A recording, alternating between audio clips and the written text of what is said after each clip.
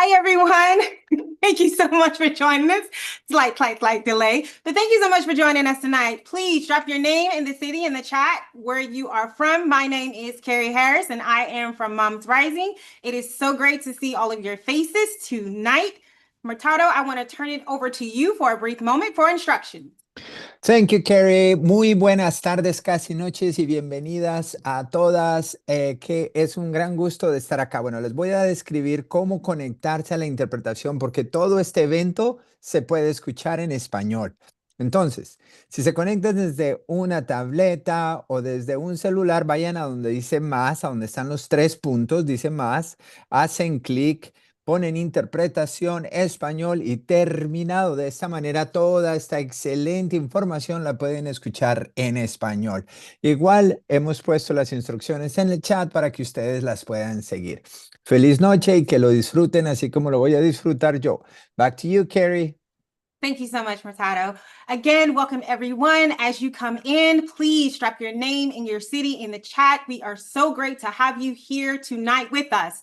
Due to the high volume of RSVPs, this is a webinar style event, but we encourage people to use the chat function in reactions. If you have a question, please feel free to type it into the question function and we'll have a Q&A at the end. Today, we have 4 amazing guest speakers discussing how cuts to education, Medicaid, and SNAP will impact our children's future and how we can take action. But before we get into that, we will hear from the great Kristen. Take it over, Kristen. Thank you so much, the great Carrie. I'm really excited to be here with all of you tonight. Welcome to the real Mom State of the Union. Yes, the real Mom State of the Union. Sorry, I'm in some shade here. The sun's going down, believe it or not. And we have fantastic guests. We have stories. We have amazing leaders. Hello, Representative Jayapal. And we have experts talking about what's really happening in the United States of America. And we're going to share some truths to counter Trump's many mistruths that he shared during the State of the Union earlier this week. For instance, just one. Trump said gasoline is, quote, now below $2.30 a gallon in most states. What? No. Looking at the statewide averages, Trump is wrong. Not one single state has an average below $2.30 per gallon, and that's according to the American Automobile Association. This is ridiculous. We know what's really happening. That's why we're here. We know groceries are up, childcare is up, healthcare is skyrocketing, even coffee, my favorite thing, is up 33%. And Karen, on this call tonight, she said that she paid $8.19 for a gallon of organic milk yesterday. What?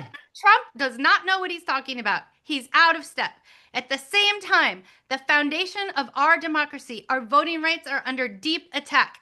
So to this, we also say, what? No, not on our watch. So tonight, we're going to talk about that. We're going to talk about healthcare too. Trump said he helped healthcare during the State of the Union. Who heard that? I heard that. I also know that he did the opposite. Trump and Republicans in Congress made extreme cuts to Medicaid to pay for separating families, human rights abuses, and terrifying hard-working immigrants, people who are essential to our care workforce, our economy, our families, and our future. We know our nation needs a safe and orderly immigration process that balances compassion and security. We also know that we do not need cuts to healthcare, and we most certainly do not need cruelty. So our nation needs to be affordable to raise children, and it's just not. So tonight and every day, we're working on that. We're working on building a nation where everyone can thrive. And a big part of doing that is coming together like you're doing tonight. So thank you for being here. A big part of that is sharing our stories. A big part of that is taking action. And the biggest part of that is not giving up.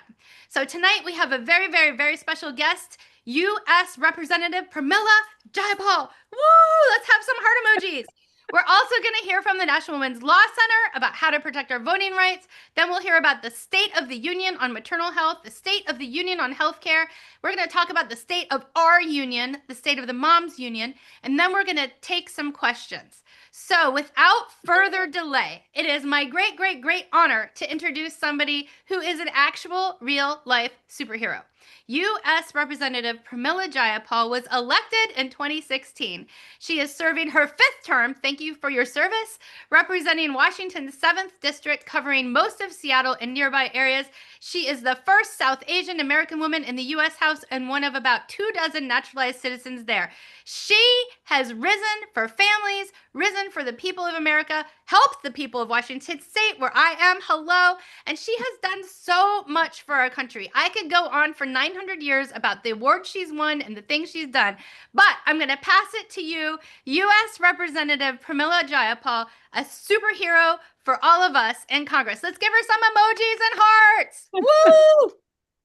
Oh my gosh, Kristen, who needs coffee? We could just drink cups of you every morning and throughout the day, and we'd be all set. Kristen, I am so grateful to you, my friend, to everyone at Moms Rising for having me tonight. Special shout out, of course, to our Washington State folks who are here.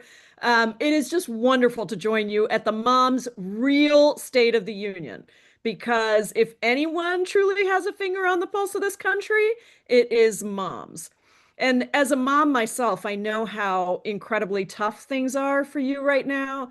And I know that you are the ones who hold up your families. You are the ones who are the foundations, the center of your households.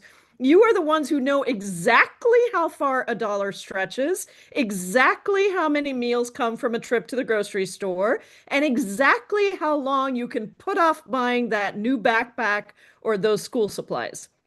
You are literally the ones who manage your kids' healthcare, stay up all night for a sick kid, or juggle all the different pieces of the puzzle to make them fit together. And we know that way too many moms don't even get paid family medical leave or the kinds of benefits that other wealthy countries provide to moms because they know what a big investment you are. You're also too often the one who knows exactly what things cost at the grocery store or at the kitchen table when you're balancing the checkbook late at night. You know how hard it has become to get by in this country over the past year in particular. A grocery bill that once fed the family for a week now is only covering a few days. Electric water bills are skyrocketing, rent, mortgages, gas, childcare, everything is going up, up, up, while paychecks are just standing still.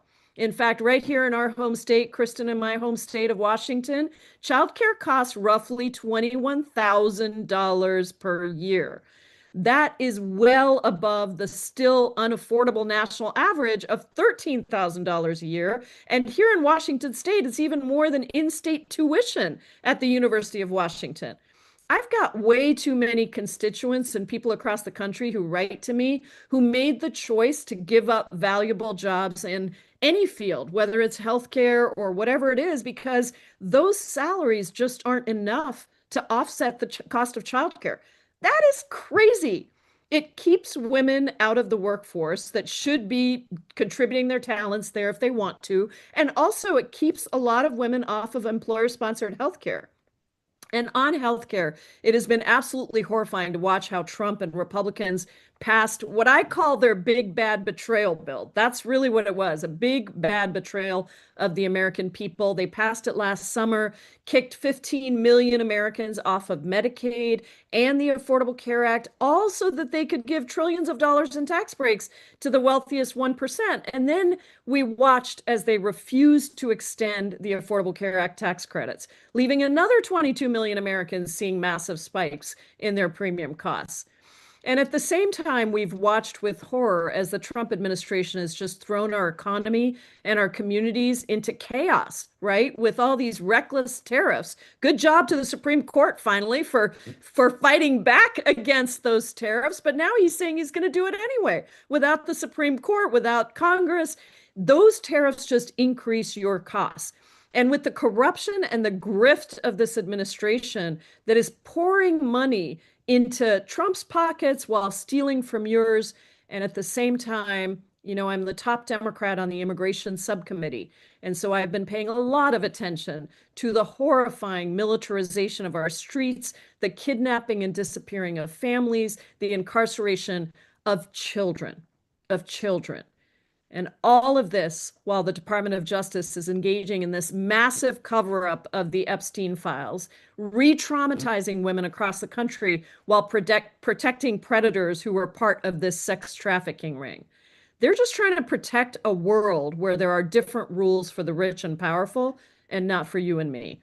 Well, I sure didn't let Pam Bondi get away with it in that hearing we had. Hopefully you saw her refusing to give respect.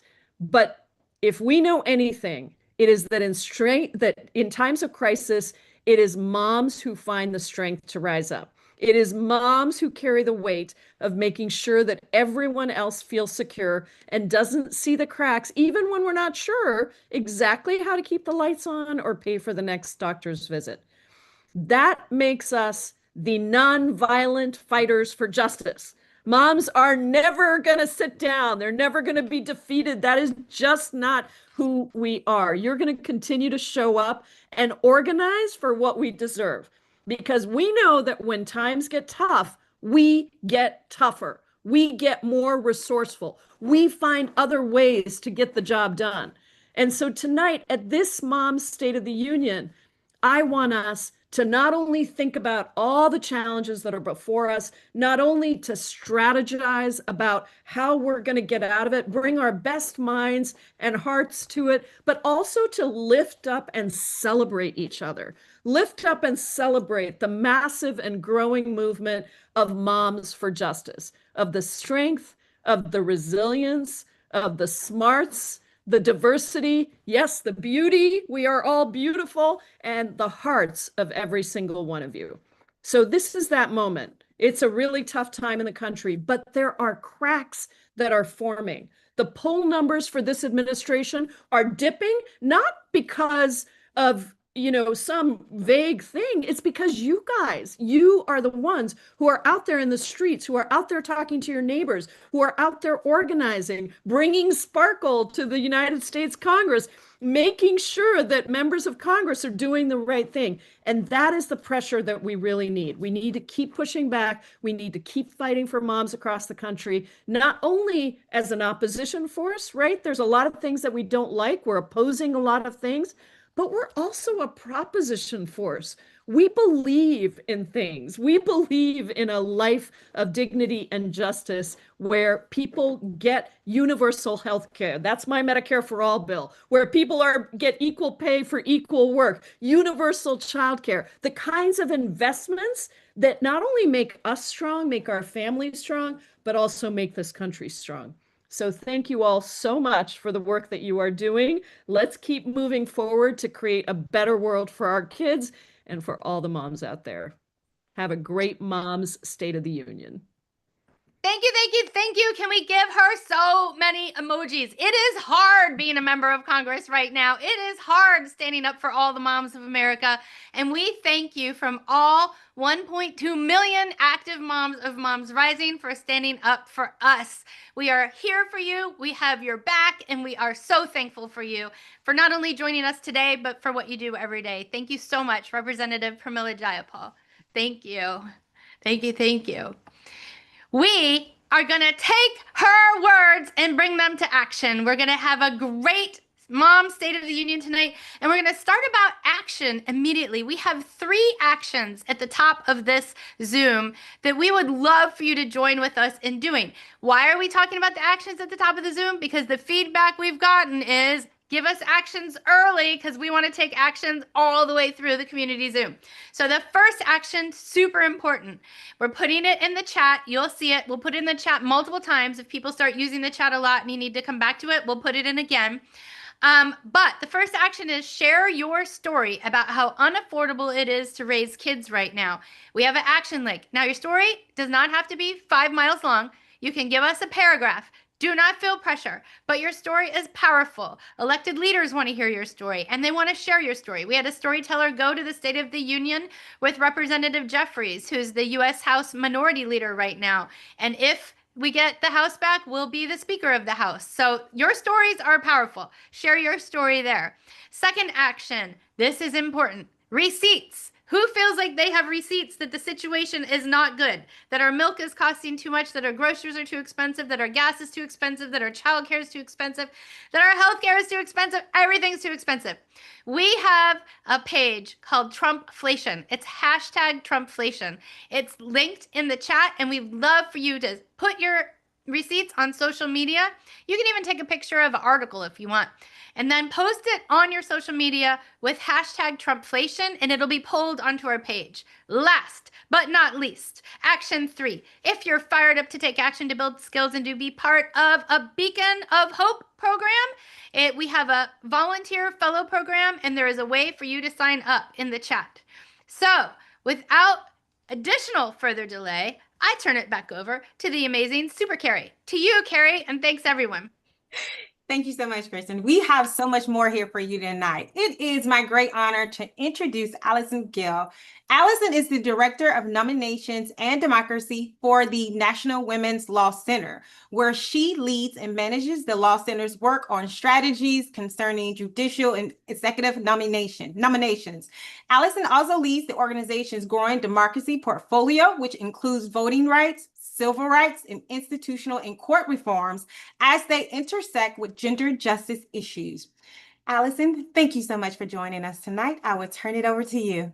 Thank you so much for having me. It's really wonderful to speak with you all about such an important issue as the SAVE Act, because the SAVE Act has been subject to so many rumors, so much political discussion, misinformation, and outright lies. So I'm really glad to be able to speak with you about it. And I'll go ahead and share some slides. Just one second here. How's that look? Yes, all right. I see thumbs. Perfect, perfect. So the SAVE Act, let me say what it means. It's one of those bills that's it's an acronym, and one of those bills that the title is actually the opposite of what it does. So it's called the Safeguard American Voter Eligibility Act, or SAVE Act. And there's actually several different versions. There's the SAVE Act, the Save America Act. I'm just going to call it all the SAVE Act just for simplicity for this discussion today. And just to be clear and simple about it, the SAVE Act is a voter suppression bill. It makes it more difficult for millions and millions of Americans to register to vote because it requires proof of citizenship when you register to vote. Now, this is very different from a voter ID. When a lot of people, we hear people talk about the SAVE Act, for example, during the State of the Union, President Trump said, you know, the SAVE Act is a voter ID bill. It is not. It is not a voter ID bill. It is much more than that because it requires proof of citizenship. So, for example, if you have a real ID and you want to go register with your real ID, it's not good enough. That's not going to do it. For proof of citizenship means you have a birth certificate or passport that shows that where you're born and that you're an American citizen. And I'll provide some numbers here. Millions and millions of Americans, 21 million, do not have ready access to those documents. So then we're talking about eligible voters, people that would it can be very expensive to get these documents, birth certificates and passports. It can be time consuming. It can take weeks. I think a passport costs something around $150, for example. And it can take weeks and weeks. And if you're up against a voting deadline to register, it's going to leave millions of people out who don't have the documents. So not only is it challenging and expensive, but also, it has a special impact, a more dramatic impact on people who have changed their name, because they have a mismatch often between their birth certificate and their identity documents.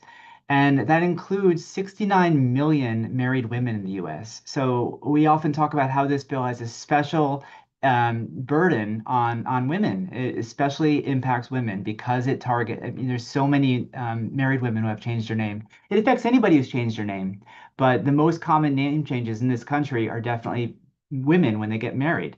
So it's very, very common. And unfortunately, that would be one of the major, it would make it much more difficult to become registered to vote. Also, as far as, registering, only about 50% of Americans have a passport.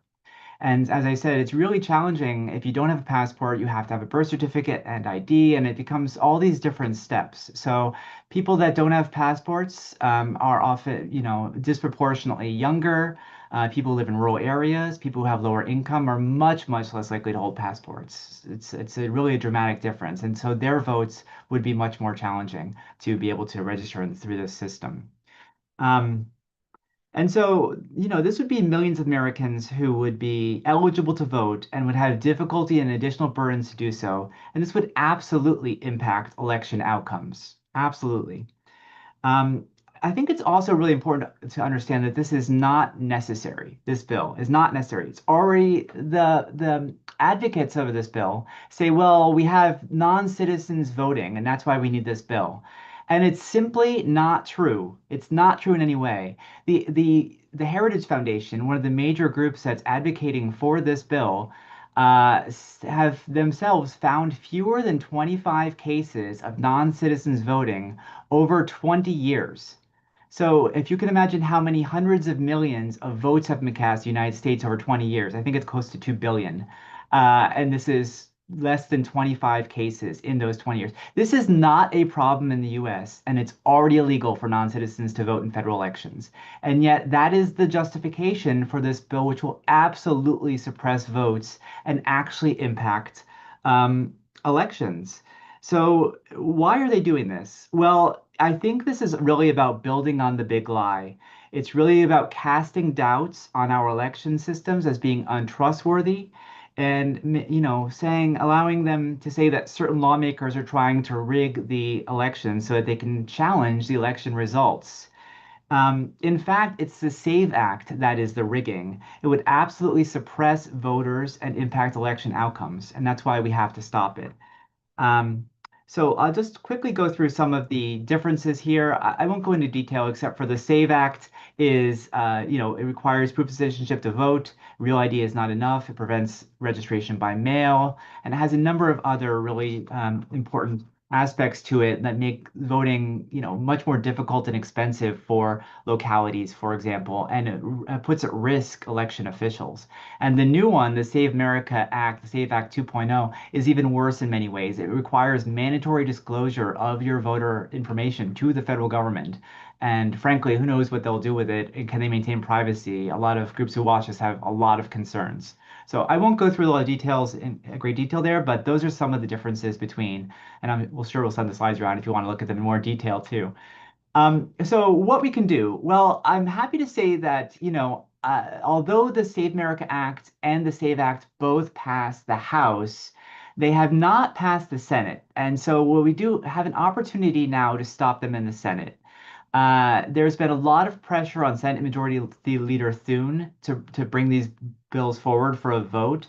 And there's been a lot of pressure for him to sort of break the filibuster and require Democrats to be on the floor to maintain the filibuster. He said that he doesn't have the votes to do that, which is very good, but we have to reinforce that. It's really critical that we reach out to senators and ask them to please do not support the SAVE Act and the SAVE Act 2.0. So National Women's Law Center, we put together an action alert to help facilitate this. I put a QR code there.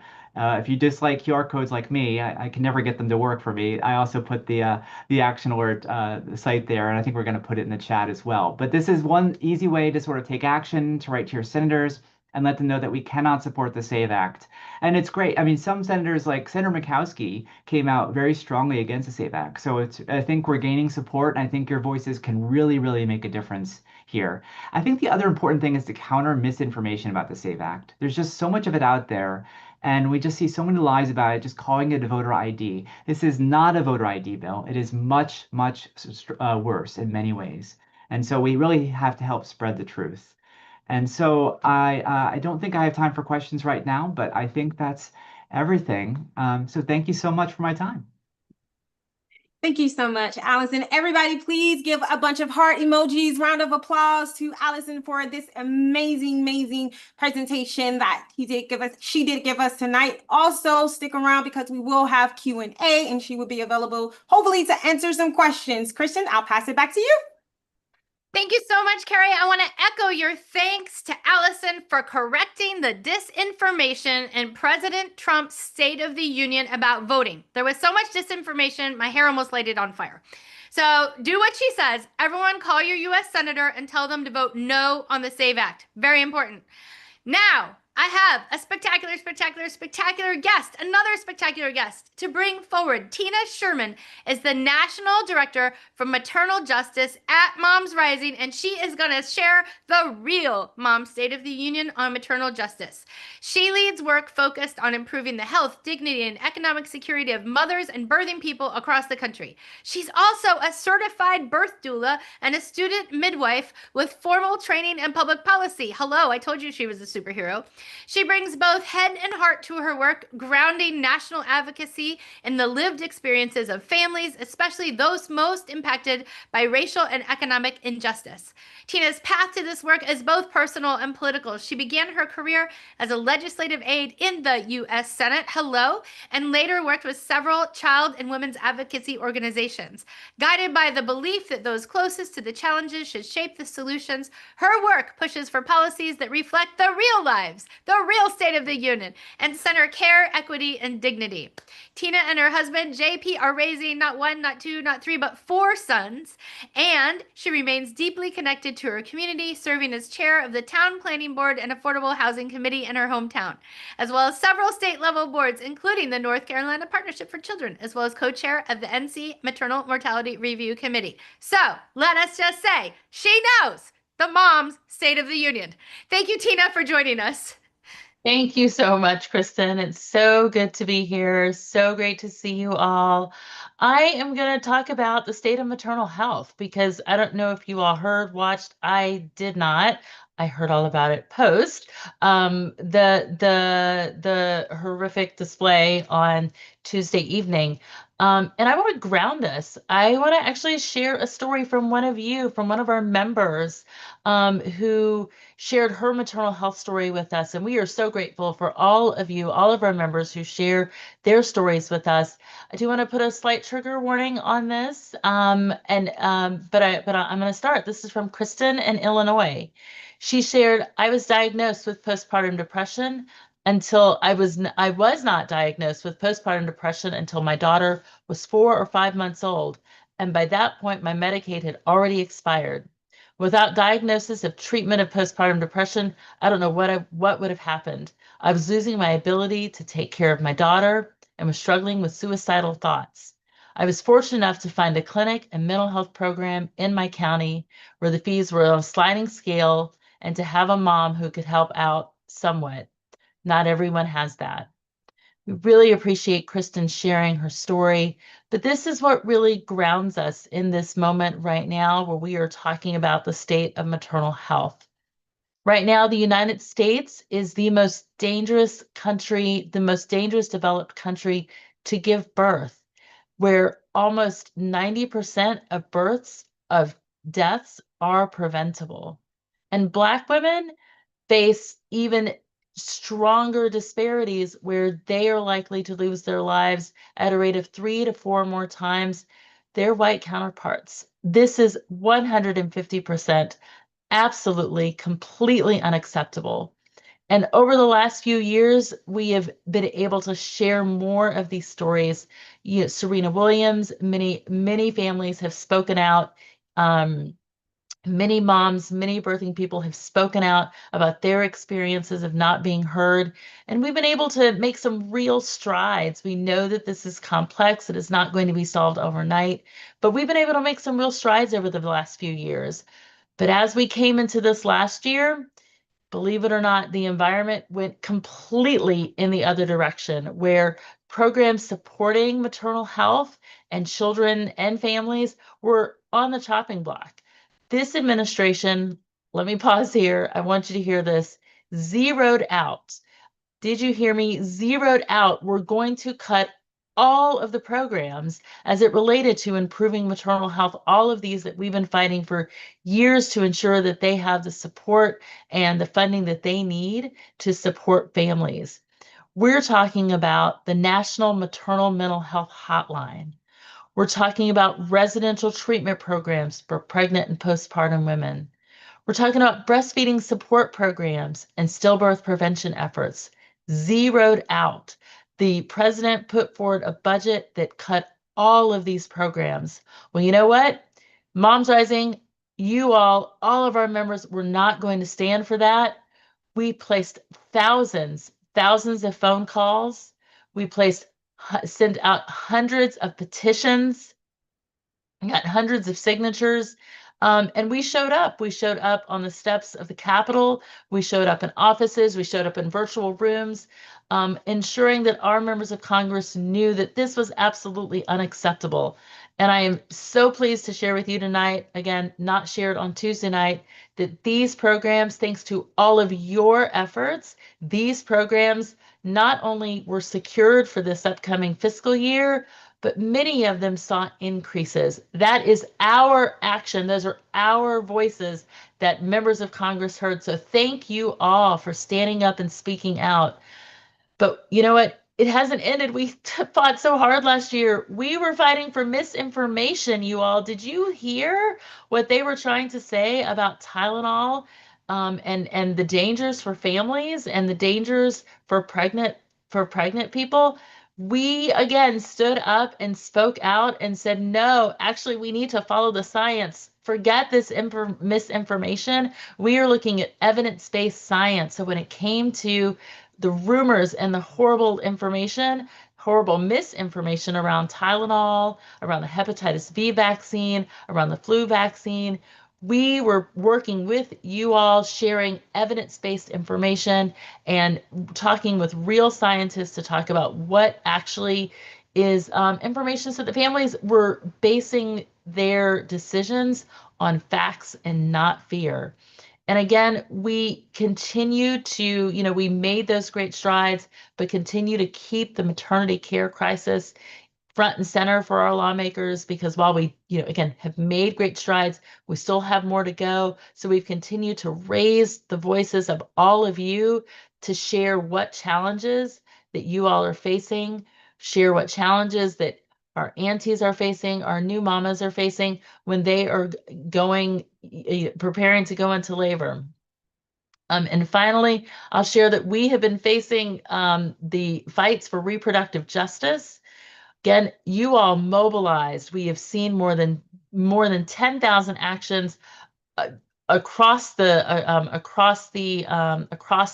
country, speaking out against burning of contraception. You all, the contraception that federal government had already paid for, we were going to burn. Many of you were not going to stand for that. So you stood up and spoke out. And we are so incredibly grateful. And I'll just add one more piece that this administration has tried to do. Tried to completely silence what it means to embrace and serve equity and serve equitable. And we can't do that. We've stood with the Black Maternal Health congressional leaders. We stood with our Indigenous families, and it's really important that we stand side by side with our Latina families to speak out in support of what it means to serve diverse communities. So incredibly important. So really, I am so grateful to be working here alongside you all, speaking out, letting members of Congress know, not letting this regime silence our voices. Thank you all so much.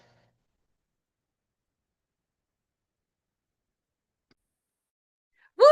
Thank you so much, Tina. Let's give her a lot of hearts. Let's give emojis. Thank you, thank you, thank you. I'm going to turn it over to you, Carrie, to bring us to our next point on the Mom State of the Union. Thank you so much, Tina. Thank you so much.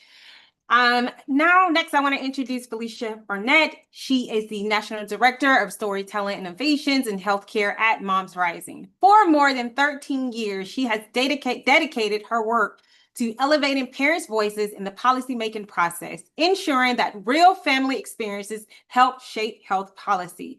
Felicia has led the national advocacy to expand families' access to healthcare, including work supporting the Affordable Care Act, and was invited to the Obama White House to share about her work. She is deeply committed, you all, to improving healthcare outcomes for children, women, and families by centering their stories and building collective power for lasting change. It is my great honor, you all, to introduce Felicia, thank you for joining us. Let's give a round of applause, a bunch of heart emojis and claps and loves and everything to Felicia. Thank you. Thank you so much, Carrie, for that warm welcome. And just want to say thank you to all of my fellow panelists. It is really great to be here with everyone tonight. I'm incredibly grateful to all of you at home who have just taken the time to join us.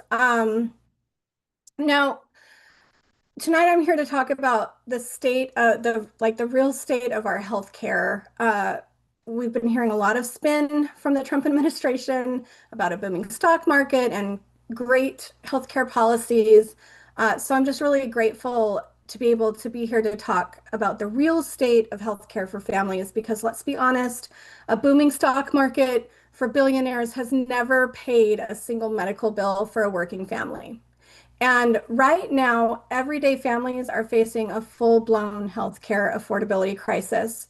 Over the past year, we've seen a concerted effort to gut our healthcare system, slashing Medicaid and letting vital ACA tax credits expire, all to fund ICE and to give tax breaks to wealthy donors. This is not just policy, it's an attack on the people who make our economy run. That's all of us. And especially including the essential immigrants that make up so much of our care workforce. So I know it's getting late, especially here on the East Coast. I'm in North Carolina, so it's definitely getting close to my bedtime. If you are ready to kind of dive into the facts about the real state of healthcare in this country, just give me like a yes, or let us know in the chat so that I know you're still here. All right, so let's look at the damage. Last summer, the enactment of HR 1 basically took a wrecking ball to our safety net by slashing more than $1 trillion from Medicaid. And we are already feeling those ripple effects of those cuts. And then to make matters worse, the administration allowed vital ACA premium tax credits to expire. And while the House passed a 3-year extension last month, that was a huge victory. Nobody thought we would be able to get it through the House, but we did. Unfortunately, it is currently stalled in the Senate, and on top of that, the president has already threatened to veto it. So the result has been that healthcare costs are doubling, tripling, sometimes even quadrupling for millions of people across the country. And we've been hearing from literally thousands of you across the country, and I wanted to share a story that we got from our Moms Rising member, Faith. She's in Muskegon, Oregon. She said, my health insurance policy that I paid $100 a month for was eliminated for 2026. I was automatically enrolled in a policy that costs $1,100 a month. I found another policy that cost $400 a month. That's still a 400% increase. None of my providers participate in this new policy, even though their websites indicated that they do. This creates a crisis for me as I lost access to all of the providers that I sought out and built relationships with. I have to start all over again from scratch, and I don't know how I'm going to afford this extra cost. And I know that there's a lot of folks here on the call experiencing similar to Faith in Muskegon, Michigan. All right, so this is not just about Medicaid or ACA. Whether or not, like, a lot of folks are not on Medicaid and ACA. So this actually impacts every single one of us. What happens when you gut Medicaid by $1 trillion and you take tax credits away for healthcare? Not only do millions and millions of people lose coverage, over 20 million people lose coverage, but it puts a strain on the entire healthcare system. Emergency departments fill up with uninsured patients, and it even forces hospitals, maternity wards, and nursing homes to close their doors. We're seeing the creation of new healthcare deserts all across the country, particularly in rural areas. And then, of course, in addition, these cuts are deepening racial health inequalities. So over 20% of all of the hospitals that are currently at risk of closure are located in just 5 states where 42% of Black Americans reside. I'm going to say that again because it's so important. Over 20% of all hospitals currently at risk of closing are in just the 5 states where 42% of Black Americans reside. So this is quite literally a matter of life and death. The scientists at Yale and University of Pennsylvania actually warned last year ahead of the vote, before they even passed this bill, that the Medicaid cuts alone that they were considering could lead to over 51,000 additional preventable deaths every year. So that is the human cost of these policies. One of our Moms Rising members here in Lexington, North Carolina, her name is Kishana. She told us, I'm a mom of 4 who has type 2 diabetes. Her and her 4 kids are here in the photo. They're so cute. So she said, so I definitely need to have Medicaid for my medication. My children have health issues that require them to have medications as well. If Medicaid is taken from us, we will struggle even more. I could lose my life, or my kids could lose theirs. All right, so if you think this needs to change right now, I want you to shout it out in the chat. Tell us it's time to make this change. And here at Moms Rising, we know that statistics get headlines, but that stories get laws changed. That's why at the top of the hour, we asked for you to share your stories about affordability. And the truth is that your personal experience really is the secret sauce. It forces politicians to realize that their legislative wrecking balls have real life consequences for our families. And so we need to hear from you, whether you're struggling with expired tax credits, if you're navigating the new reality of Medicaid, if your local hospital has closed down, if you're facing rising prescription costs. We want you to share your healthcare story. And you can even check that you want to do it anonymously when you share your story. So if it's, a lot of folks have very personal healthcare stories. If you want to share your story without having it attached to your name, we even offer that option as well. And with that, I just want to say thank you again to everybody for being here, for sharing your stories, for taking action, and especially for fighting for our families. I'm going to go ahead and pass it on back to our moderators. Thank you so much, Felicia. That was great. That was in awe, in shock, but we all know what we need to do. And thank you for reminding us that. Let's give Felicia another round of applause, you all in the chat. Lots of hearts, emojis, and love to her. All right, I want to let you all know this is the last call to use the Q&A function to submit a question. So please, please, please, if you have a question, please submit it to us so we can answer those questions. All right, Kristen, I'm going to pass it back over to you while I check the Q&A chat to see what we have. Gotta find the unmute button. I was so excited listening to everybody that I muted myself so I could listen more closely. I am really excited that we're here tonight to tell the actual truth, because during the State of the Union, for nearly 2 hours, there was nonstop non-truth. And as many of you heard, Donald Trump said that we're doing better with healthcare. Well, we have the facts. We have the receipts. We are doing worse, people. We're doing worse by all measures in healthcare. We're doing worse in terms of affordability to families across the board. So I just want to thank, as we go into our Q&A, our presenters for sharing the truth, for keeping the truth alive, and for keeping activism alive as well. Back to you, Carrie. Thank you. We have a few questions in the chat. And Allison, I am going to start with you, love. How can we help spread the word and stand united? Absolutely. Well, I think, the action order that we passed around earlier about the SAVE Act is really important to spread the word around it. And also, I think using social media, talking about it, I think we have to figure out how to counter this disinformation. I've seen it get really good attention in the media, which is great. So that means there's lots of good articles that break it down. We've spoken, for example, with Forbes, and there's a few good articles there discussing it, but there's a lot of information out there. We just have to get people to see it and understand it. So giving articles to people promoting things, helping people understand this is not just a run-of-the-mill voter ID bill. This bill will fundamentally change the way that elections are done in this country and really bring them under the control of the federal government and under the thumb of Trump. And I don't think any of us want that. Yes, thank you so much. Tina, how can we help spread the word and stand united on maternal health? First start with, I'm going to piggyback on exactly what Allison said. Share on social media. Folks don't know. They don't know that the lawmakers don't know, right? Like not everybody in Congress is like the wonderful Representative Jayapal, and they need to hear our stories. The data is important. The data is critically important. We are so grateful for the data, but what actually makes the difference are the stories. And so I know we have that story link in the chat. Please share your story. You can share it in whatever capacity you feel most comfortable. You can share it anonymously, but share your story because it is what stories and it's what everyone is going through on a daily basis that is really going to change the hearts and minds when it comes to what's going on Capitol Hill.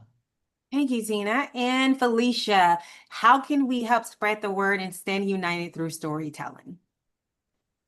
I love this question.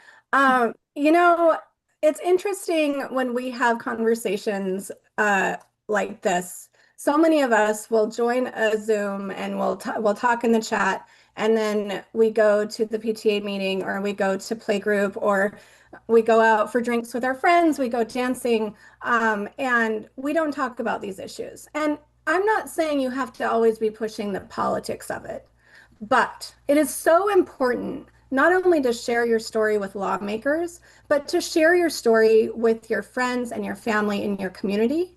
Because what happens when you share your story with your community is that it helps other people feel not as alone. We need to be talking to our friends and our family in our community, be talking to each other in our parent groups, and let folks know that we have a common struggle and therefore we have a common purpose. And so, yes, please share your stories with us, but please also be brave and share your story as much as you're comfortable with your friends and family in your community so that we can build this movement and grow our movement and not feel so alone. Thank you so much, Felicia. That was great. Okay, I have another one, you all. It's kind of tough. It's making me a little hot. It's coming in hot.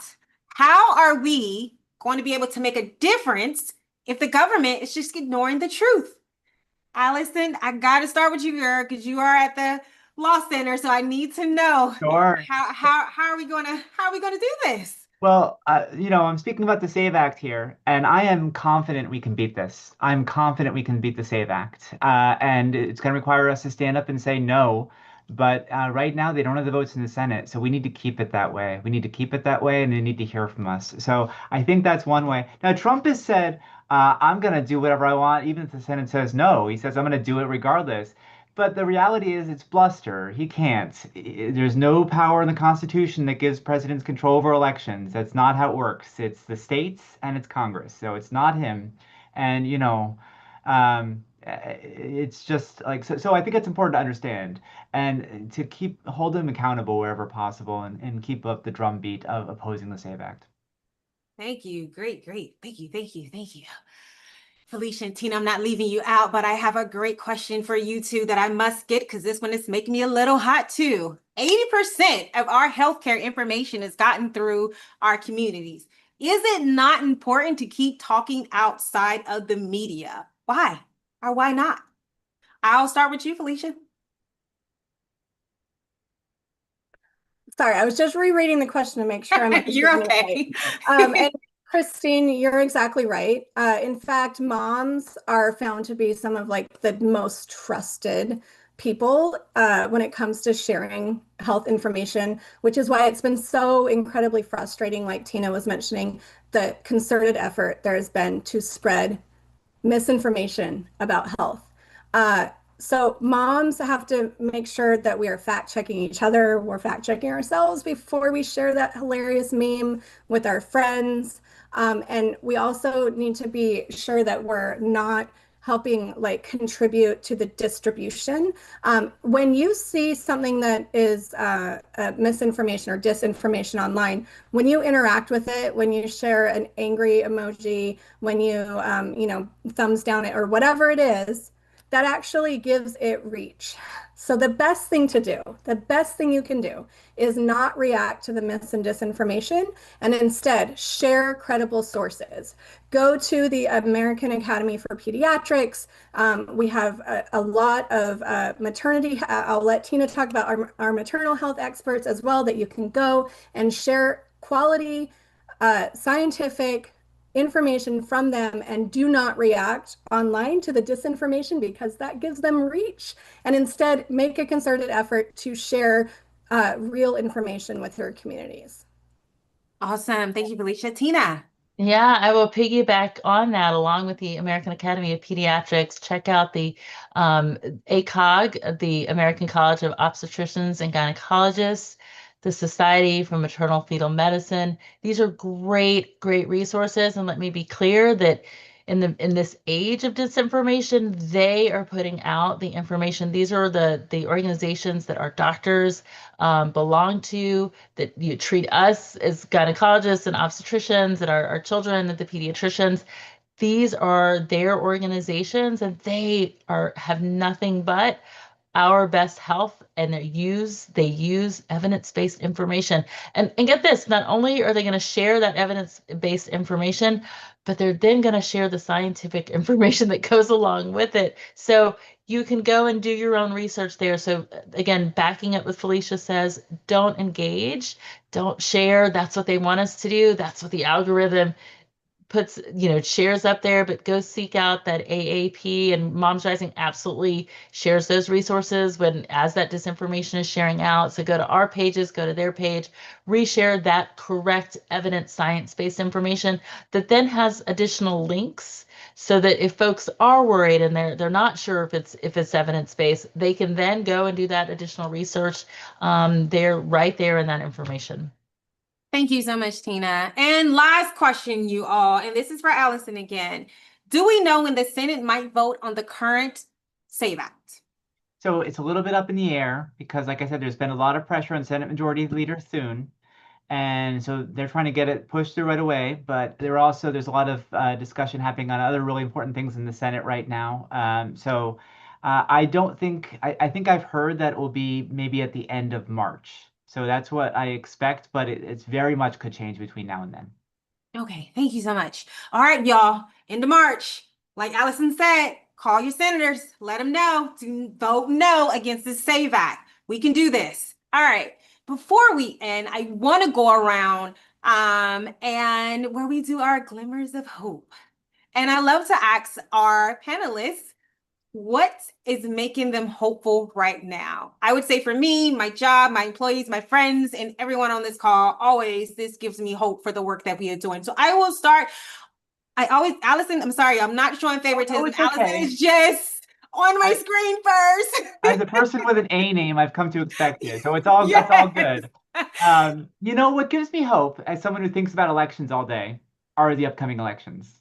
Right? I think things are looking great from my perspective, and I think we just have to make sure that they go through without a hitch. And I'm really excited about them. I think they can change a lot in this country. So I'll stop there. Awesome. Me too. I really feel that. Like I feel like a stir, some goodness coming at the end of the year. Felicia, what is making you hopeful right now? So I have the privilege at Moms Rising of being our storytelling director, which means I get to read literally hundreds of stories from our members every single week. And it is you all that gives me hope. It is hearing your voices, reading your stories, talking with you, helping you post blogs, helping you travel to Washington, D.C. to testify, talking to you on the phone, helping support you in your stories. You all are who are giving me hope. Thank you, thank you, thank you to everyone who's sharing your stories and joining your voices with us. Thank you, Felicia. Tina, what is making you hopeful, or what is giving you hope right now? This meeting has been amazing, and all of our community meetings have been amazing. This is always the highlight of my month when we have these meetings, and I'm so grateful to be a part of it. Seeing all of the hearts and all of the emojis and all of the conversation and all of the love and all of the support from all of you is just amazing. Thank you for taking time out of your day to join us, to receive this information, to share this information. You all give me hope. Thank you. Thank you so much, Tina. And now, one of my favorite CEOs, of course. Although I work for her, she's still my favorite. But Kristen, what is making you hopeful right now? Oh my goodness. I was thinking that I would not go on this one. Well, what's making me hopeful is everybody here. And then on top of that, everybody who's not here.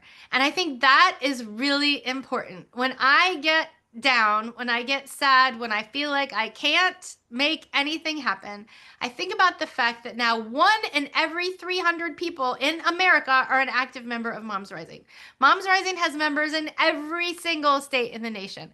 And as you heard on this Zoom, the Mom State of the Union, we're not only facing really big hurdles, we're actually still, despite the big hurdles, making some solutions happen. You heard about those maternal health victories. That's giving me hope. That's our voices. That's your voice. That's people's voices who can't be on the Zoom, who are across the country, but they're still taking action, right? Like, even though they're not here on the Zoom with us tonight, all 1.2 million members, they are still taking action and they're still making a big difference. For instance, I saw that difference question, and you know I can't resist a difference question. How do we know we're making a difference? Are we making a difference? Does anything we do matter? That is an important question as we're having an existential threat about democracy in America. The answer is a resounding yes. You are making a difference. We are making a difference. One of many points of evidence, in addition to what Tina just shared tonight, is that the Affordable Care Act tax extensions, when we first started pushing for that to happen, tax credit extensions, we had 0 Republicans and every Democrat in the House. Then we kept pushing because we do not give up. And then we had 4 Republicans and 100% of Democrats in the House. And then we kept pushing because, hello, who does not give up? Moms do not give up. And guess what? We got 17 Republicans and every Democrat in the House. And that's to help stop healthcare costs from going up 70 to 90%. This is a big deal. Now we are pushing on this in the Senate too. But the fact that we got this through the House in this environment is nothing short of a mom miracle. So when we say, are we making a difference? The answer of hopeful difference is we have the receipts, we've made a difference, and really ridiculously bad circumstances in the past. That means we all know we're going to make a difference in the future. So back to you, Carrie. What's bringing you hope? Carrie, what's bringing you hope, Carrie? Oh, what's bringing me hope? My colleagues bring me hope because I see how hard they work. Reading stories like Felicia said, or even hearing about stories when Felicia shared the stories out from my members, and also just talking directly to our members brings me hope. My community also brings me hope as well. So I'm very thankful to be in this space, not only with my colleagues, but all of you. And yeah, that's what is bringing me hope. And I just want to give a quick shout out that Diane said the most beautiful thing I've seen in the chat. Despite the negative media, there are so many good people who care and are trying to make things better for everyone. So when you read or you see or you hear any of these negative things that are being told, just remember there are so many good people who care, and we are all trying to make things better for everyone. I'll turn it back over to Kristen. All right. I have the semi-closing because I'm going to turn it back over to Carrie after me. Yes. So don't go away. My semi-closing is the actions. We started with actions. We're closing with actions. We have actions in the beginning, middle, and end because, hello, we are action humans. The state of the mom union is activated. The first action, share your stories about how unaffordable it is to raise kids right now. Action link in the chat. Second, post your receipts using Trumpflation as a hashtag on social media. Hello.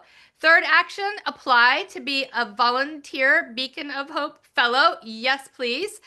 Fourth action, we added one. How are cuts to healthcare and rising healthcare costs impacting you and your family and your neighbors? We need your story. You heard us. Stories make a difference. Share your story, please, with us. The action links are in the chat.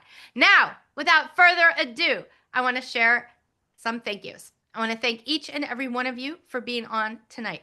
Thank you, thank you, thank you for taking time out of your busy schedules to actually help lift, hug, hold, and make democracy better. Thank you. I also want to thank our speakers. U.S. Representative, hello, can we have some hearts for you first? I did not see enough hearts for you. Can you give yourself a heart? I'm like wanting to see the emoji hearts for you. Like for actually you. Being here is a big deal. We need to make sure that you give yourself a hug, Give yourself a heart. Thank you so much for all you're doing. Then I want to thank, and let's have some hearts here too, for our speakers, U.S. Representative Pramila Jayapal, Allison Jill, Tina Sherman, and Felicia Burnett. Can we give them some thank yous and some hearts? Woo! Now, I want to thank the super staff, the super team, the Moms Rising team that I'm so lucky to be a part of. Carrie, Karen, and Catalina, and Carrie's excellent emceeing. Let's give a giant emojis, lots of hearts, lots of things. Then we don't want to forget the tech team led by Geronimo. Lots of hearts, lots of hearts, lots of hearts. Let's give them a thank you. Thank you to our interpreters, Murtado and Lucia. Lots of hearts, lots of hearts, lots of hearts. And again, thank you again and again to all of you. I will now pass it back to Carrie for the closing. And I just want to echo the thank yous that Christian just sent. Our next meeting will be on March the 26th. Please RSVP for the next meeting. We're going to get together and have another great time with some amazing speakers. Again, thank you to our panelists, and thank you all. You could have been anywhere else enjoying your night, maybe looking at Law and Order right now, but you chose to be here with us. So thank you again so much. We will see you all next time. Bye.